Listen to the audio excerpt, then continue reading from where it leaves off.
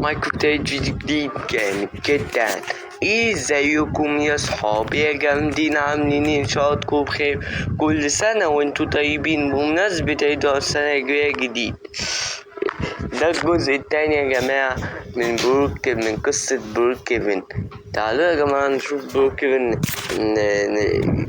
تعالوا نكمل قصة بروكهيفن. اولا يا جماعة،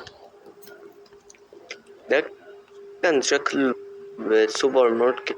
يلا يا جماعة نكمل القصة. ده كان يا جماعة شكل السوبر ماركت القديم، لكن بعد التجديد وولف باك غيره.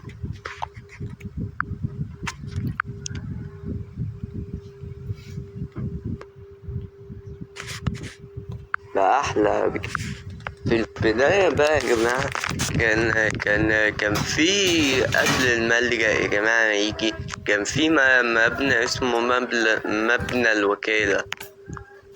كان هنا، لكن في صيف 2020 وولف باك شالوا. اتعملت يا جماعة الماب دي من شخص اسمه وولف باك. ايوه اللي انا حكيت لكم عنه. وولف باك بقى يا جماعة هو عمل اللعبة دي من 21 ابريل 2020. يعني كان نفسه يا جماعة ان هو يعمل عالم افتراضي، الناس تتكلم مع بعض، والناس تعمل عنان لخيالها. هو كان نفسه يعمل مدينة افتراضية بسيطة كده، لكن مع وقت اتشهرت الماب دي عشان هي مجانية، عشان الماب دي أحسن من أحسن من ماب بلوكسبرج وميب سيتي. لأن بلوكسبرج وميب سيتي بيطلبوا منك فلوس كتير، لكن لما بروكهيفن ما بتطلبش منك فلوس كتير. ده كان شكل المول يا جماعة في البداية. لكن في البداية يا جماعة، أنا عارف يا جماعة إن انتوا ما عرفتوش القصة دي امبارح، لكن في البداية يا جماعة كان برجر بيرن كان مكان المول، المركز هيفن تجاري. المول ده يعني كان مكان في شهر أكتوبر يا جماعة 2020 اتشال يا جماعة. وولف باك شال مطعم برجر بيرن عشان حقوق الطبع والنشر، وحط مكانه وجاب ما بيستبدله بمركز هيفن تجاري كافي. فيا جماعة يلا يا جماعة، فعشان هو بتستبدله بمركز هيفن تجاري اللي هو المول ده. يعني كان في البداية المول كان شكله كده، لكن لأ، كان مش شكله كده، كان شكله اسود خالص، لكن وولف باك عدله. يا جماعة وولف باك ما كانش عجبه يا جماعة الشكل ده، فبدله بده.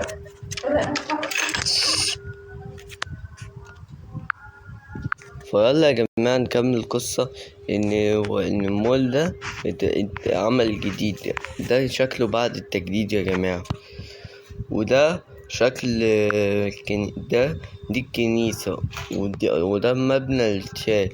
تحت مكانه يا جماعة المبنى ده الملجأ زي ما انتوا سمعتوا. يبقى فهمتوا ان مركز الشرطة اتغير من كده، وكل ده يا جماعة من وقته اتغير يا جماعة. فده كان في يوم 6 ديسمبر 2024، من 7 شهور يعني. وولف باك قام رجع المطعم بس بشكل جديد ومختلف، عكس المطعم ده.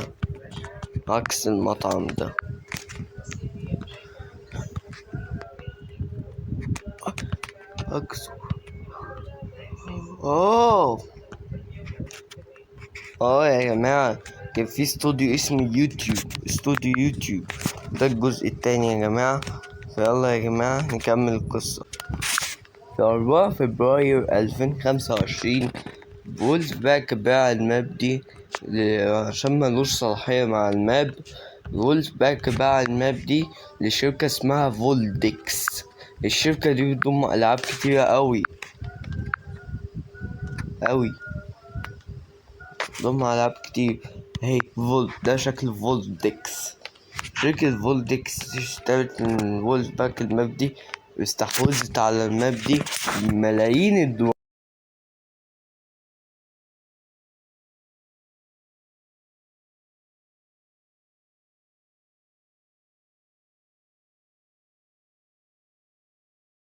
سابهم عمل الماب دي وما شغلش باله بعيلته اللي هم زوجته وبنته. فولف باك ما بقاش ليه صاحية مع الماب، وقال انه وقال انه هيراقب الماب دي كويس وهيشوف ان الشركة دي هتعمل ايه في الماب دي. يعني هو قال هيشتغل فترة مؤقتة مع شركة فولدكس وعلمهم ازاي يحدثوا الماب. يعني دي فولدكس، فهم استحوذوا على الماب يوم 4 فبراير 2025، يعني من 5 شهور. معرفش انت هيرجع مبنى الوكالة، بس هوريكم فيديوهين بيتكلم عن محلات او بيتكلم عن ولد. اتفرجوا على الفيديو يا جماعة، اسبوع عشان بدور عليه. وانا اسف يا جماعة ان انا مش نزلت الفيديو امبارح، لان يا جماعة كنت برا البيت انتوا عارفين،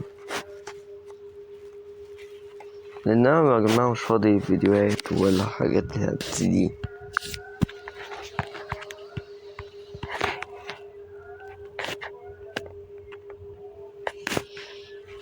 يعني انشر لكم دلوقتي قصة بروك كيفن، بس نستنى يحمل عشان النت عندي وحش يا جماعة. معلش يا جماعة النت وحش يا جماعة. اهو يا جماعة اشتغل. اتفرج على الفيديو ده عشان هو ضعيف، بس نستنى عمال ما يشتغل. ماب البيوت، ولكن للأسف أشياء رهيبة كانت موجودة في ماب البيوت ولكن للأسف انحذف. هو يا جماعة بيتكلم عن أشياء في ماب بيوت لكن اتحذفت. أشياء رهيبة كانت موجودة في ماب البيوت ولكن للأسف انحذفت، وآخر حاجة حرفيا كلنا كنا بنحبها. ولكن قبل ما نبدأ الفيديو ما تنسوش تعمل لايك واشتراك. معلش يا جماعة النت وحش أوي يا جماعة، لما النت يبقى قوي هذكركم الجزء التاني واحذف الجزء ده، بس لا مش هحذفه، يعني خليه ذكريات. وسلام.